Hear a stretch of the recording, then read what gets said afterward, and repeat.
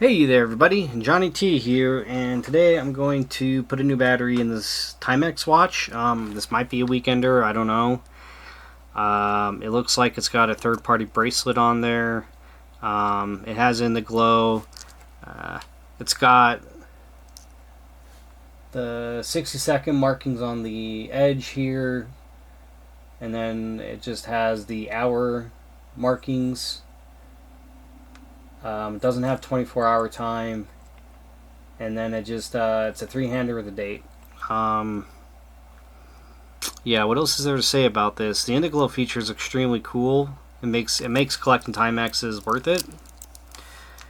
But I think we've all seen a Timex before, I'd imagine, at this point. So these are some really decent watches.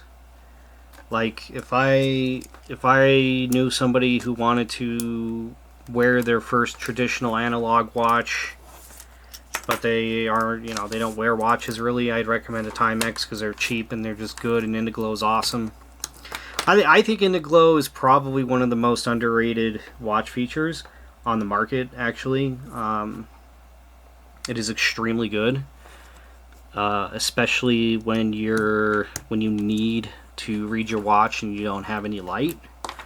It's an extremely nice thing to have. Like, I know a lot of people who fish and they love Indiglo when they're out fishing and the sun's going down and the visibility on their watch is getting worse and worse, but you hit a button and you got Indiglo, and you can do it many times. Some of these batteries are massive coin cells some of these watches use. I might have to get my case press tool for this. Most Timexes, the thing about Timex watches is they really don't like their case backs being put back on. I'm gonna use my case back opener, Bergeon 7403. Oh, by the way, I really like the color scheme on this. It's like tan and black. I think that's really cool. And also the knurling on the crown is pretty nice. One problem, like, this crown is very stiff. One problem I have with Timexes is their crowns are always extremely stiff, and so it's really hard to set the time and the date on them. But, you know, it is what it is. So there's an arrow. This arrow goes to the lip, and you pry the lip off against the lug. Whoa. Ooh, that's really on there. Did I just chip my tool? No. I'm gonna have to use a different tool for this. I can't get the leverage I need, and I'm afraid I'm actually gonna hurt my Bergeon. So I actually have a modified knife that I use for stuff like this that I could really just grip onto and pry. I'm not gonna use the bag. This thing is on way too much for that, but this knife will really get in to where I need it to go too, which is nice. Yeah, there we go. Perfect. Yeah, see these huge batteries that these watches use. I mean, you can really run this watch for quite a while and use that Indiglo pretty much as you want. You know, a couple times a day, and your battery's still going to last a while. So these are using a CR 2016. Again, I don't know if this is a weekender or not. I'll put it in the title. I'll figure out what Timex this one is. But the inside of the movement has so it's always really confusing to figure out like what movement your Timex watch is using, because they don't really like label them anywhere. Like, there's some stamping in here, but it says Philippines and it says like TMX or something like that. There is a little itty bitty number there though. What does that say? Interesting. I probably need to get a loop. I'll get my watchmaker's loop and take a look, and I'll read it out, and maybe that tells us what the movement is, perhaps. Whoa. It says B33 on the plastic. B33, so maybe that's the movement. I don't know. Timex is weird about this kind of stuff, but I'll try and look it up and put as much info as I can in there. Okay, so the back of the case back, by the way, nothing special. I don't think this has a piezo element. It says Case China Timex NW on there. And that's pretty much it. It says Timex, CR 2016 cell, 50 meters water resistance, stainless steel back, and www.timex.com, and then a Y3 at the bottom. That might be a date code or something. I think that might be what that is. This uses a CR 2016. This is going to be one of the biggest coin cells, or at least the widest diameter coin cells a watchmaker's going to have. And I am running out. I only got 2 more. So I should probably replenish stock on these, I'm thinking. I should probably buy some more. Pop my battery out, grab my plastic tweezers. You don't want to short it. And then once the battery's in, this will make a great Christmas present for, you know, a nephew or something, somebody who wants to get into watchmaking. I'm just going to slide this battery off the edge of the table and then grab it again. Is this going to be tricky? This is going to be tricky, isn't it? Yeah, I hate... Timexes are really just a pain in the butt to work on, if I can be honest for a second. Nice. Cool. And I'm pretty confident that I'm going to need a case back press for this. Like, I'm very, very confident that's going to happen. But, so the Timex reads like that. Which means we probably want to put it back on like this. And yeah, I'm not going to mess with this. I'm going to use my press tool, I think. Because again, I mean, Timexes are notoriously difficult to work with when it comes to this kind of stuff. And hey, it looks like the plastic pieces I've got in here are actually already set for it, so I'm just going to do this really quick. Usually I turn the camera around and I just show what I'm doing, but yeah, I'm not going to do that. I'm just going to get this case back on, but I'll describe what I just did. So essentially what you want to do, and in this case, the 30 millimeter and... So it's a 30 millimeter bottom, 30 millimeter top. You usually want... Oh, hey, it's running, by the way. I forgot to double check that. You usually want one piece to fit around the bezel and then one piece to fit around the edge of the case back. And then you just sandwich the case back onto the movement, or onto the case, and you're done. So, just want to describe that really quick. Ha! Sweet! It's running. Does the indiglo work?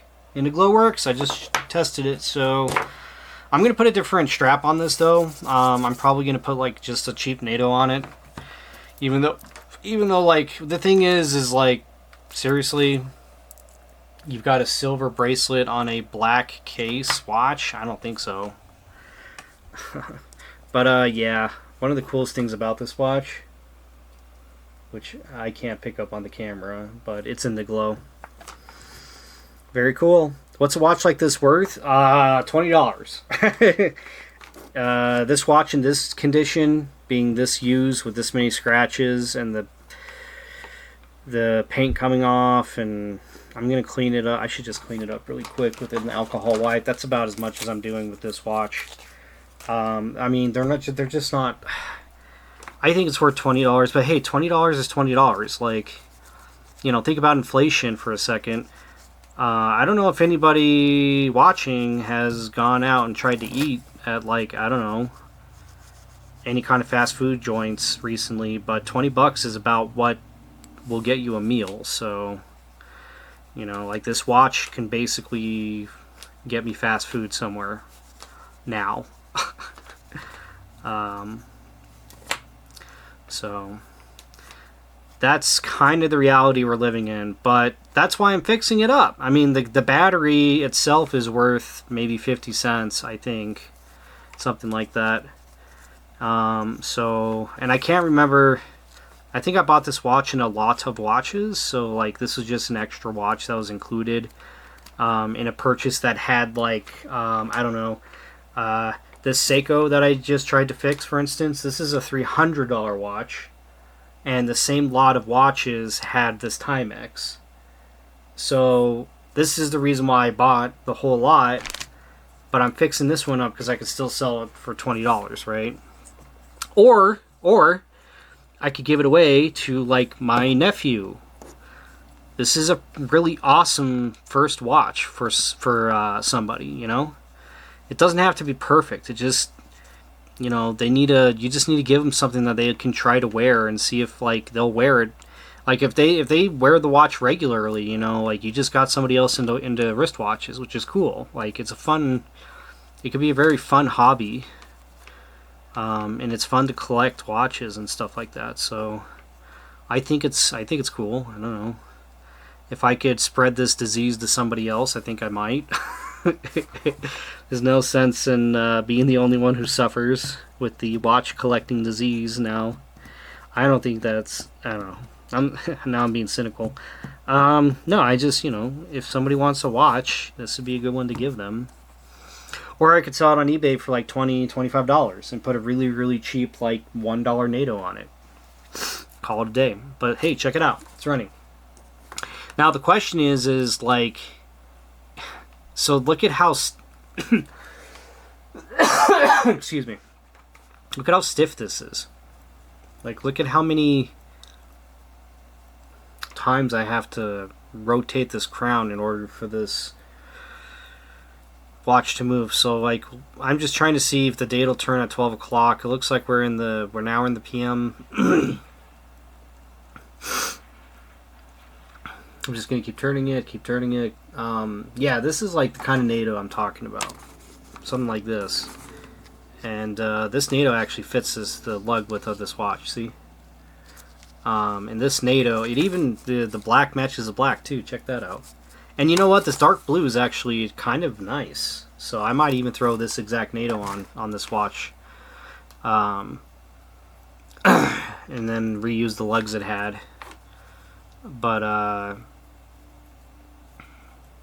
or you could put a cheap leather strap on it. You know, you could do that too, but... Ooh, it's not changing at 12 o'clock. That's a really common problem with these stupid watches. I don't know what it is. Oh, that's frustrating. I would bet money that this is not gonna... If I let it run, if I set the time properly and let it run, I kind of think that it's not going to change at 12 o'clock, because I've seen this before. This is really common with these Timexes. I don't understand what it is either, but... I've definitely seen this problem before, so I'm very skeptical about this watch actually running at this point. Well, whatever. I mean, it is what it is. So I'm going to call this a video. I'll time it, and if it runs well, I'll sell it on eBay for $20, $25. Okay, so...